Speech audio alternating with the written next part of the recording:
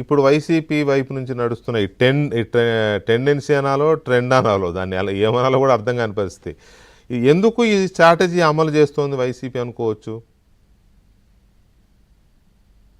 వెంకటకృష్ణ గారు, ఈ sir strategy అనేటువంటిది నిజంగానే ఒక స్ట్రాటజీ.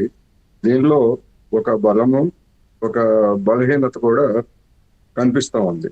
అంటే ఇప్పుడు ఇది ఏమవుతుంది ఏమిటి అనేటువంటిది మనం ఇప్పటికిప్పుడు వెంటనే నిర్ధారించలేము. ఎందుకంటే ఇటీవల జరిగినటువంటి కొన్ని అనుభవాలను చూసినప్పుడు దీనికి ఉన్నటువంటి లక్షణం ఇంకా పూర్తిగా మనం ఇది అని నిర్ధారించలేము. ఇంకా కొన్ని ఉదంతాలు లేదా కొన్ని పరిణామాలను చూడాల్సి ఉంటుంది అనేది నా అభిప్రాయం. ఒకటి మాత్రం స్పష్టంగా కనిపిస్తా ఉంది.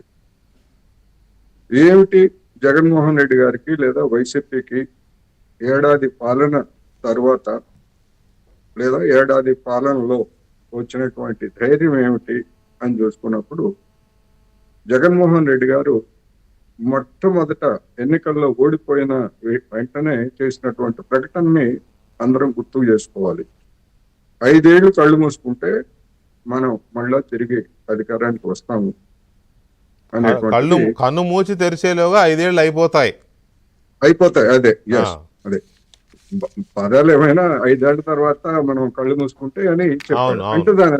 అంటే దాని అర్థం ఏమిటి అంటే, కూటమి ప్రభుత్వం చెప్పిన మాటలని అమలు జరపలేదు, వైఫల్యం చెందుతుంది, అందుకని మనమే వస్తాం అనేటువంటిది అంతర్గతంగా దానిలో ఉన్నటువంటి ఒక భావం.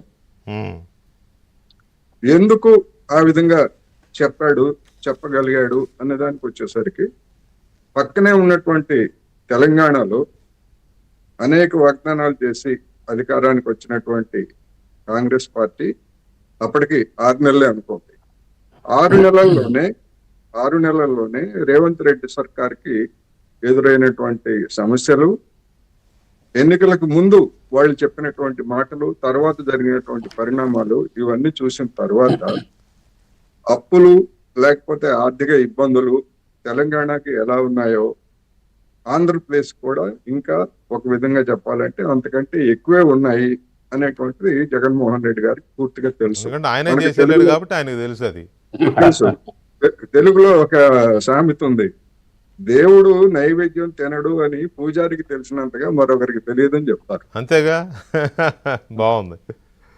అందుకని లోపాలు ఏమిటో, బలహీనతలు ఏమిటో అనేటువంటిది జగన్మోహన్ రెడ్డి గారికి బాగా తెలుసు.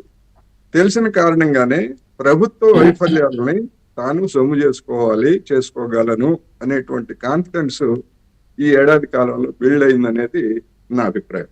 నా అభిప్రాయంలో లోపాలు ఉండొచ్చు, లేకపోతే ఇంకోటి కావచ్చు.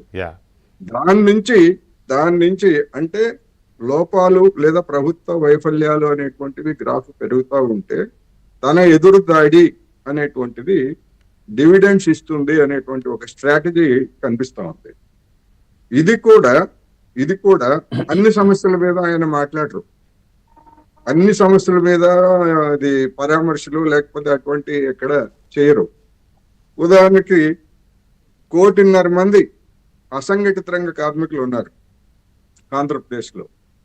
ఉమ్మడి రాష్ట్రంలో పెంచినటువంటి లేదా సవరించినటువంటి కనీస వేతనాలు తప్ప రాష్ట్రం విడిపోయిన తర్వాత చంద్రబాబు నాయుడు గారు కానీ లేకపోతే జగన్మోహన్ రెడ్డి గారు కానీ ఆంధ్రప్రదేశ్ లో బీఆర్ఎస్ కానీ ఇంతవరకు సవరించలేదు.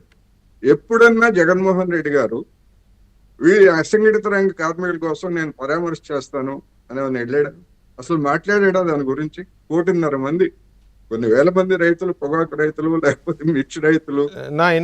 నా పాయింట్ కూడా అదేనండి. నా ఇంట్రడక్షన్ కూడా ఇవాళ అసలు ప్రజలకు సంబంధం లేని ఎజెండా ఎందుకు ఎత్తుకున్నాడు జగన్మోహన్ రెడ్డి అనేదే ఇవాళ మనం నిజానికి ఇది వాళ్ళు చేసే పనుల గురించి చర్చించాల్సిన అవసరం లేదు, ఎందుకంటే అది ఏమాత్రం రిలేటెడ్ కాదు ప్రజలకి.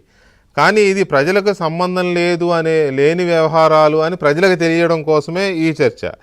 ఆ ప్రజలకు సమస్యలు ఏంటి, ఎందుకు వాటిని జగన్మోహన్ రెడ్డి టచ్ చేయడం లేదని మీరు ఏదైతే స్టార్ట్ చేశారో అలాంటి ఇంకా చాలా ఉన్నాయి. వాటి గురించి మాట్లాడదాం సార్. ఒక్కసారి అసలు ఎందుకు జగన్మోహన్ రెడ్డి ఈ ట్రెండ్ తీసుకున్నాడు అనేది